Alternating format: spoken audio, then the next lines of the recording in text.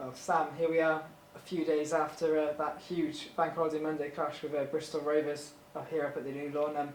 You had a great showing in it. What did you make of it as a day as a Forest Green player? Well, it's brilliant. Obviously, that's a see like the stadium like full house. That's exactly what want to see really. Might not even see it again, but hopefully I think we will. But no, it was a great day. Obviously, as a fan, I had the parents up here as well. That was great for them to see.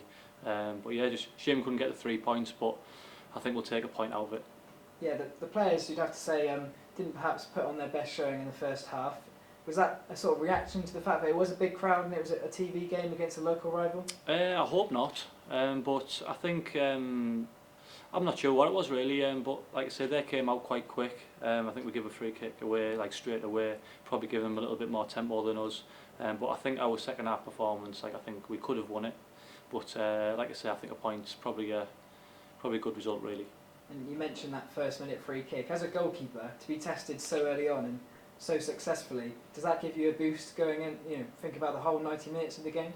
Yeah, I suppose so. Obviously, nice to have a first touch. Obviously, not usually like that, but like I say, I think afterwards we dealt with it a lot better, and I think as the game got on, I think we sort of grew into the game a little bit, and it got a little bit scrappy. But like I say, I think they're probably just a little bit disappointed. But I think on the whole, both teams probably a fair result.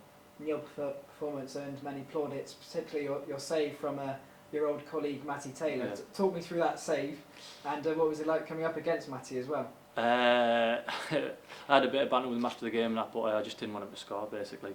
But he's a great lad, and he's still so dangerous, And fortunately, like maybe he thought he should have scored really, but I was quite thankful to keep it out. And you look at the campaign so far. Just one more game to go this month on Saturday. I suppose you can't have many complaints with how well your team have done so far this season.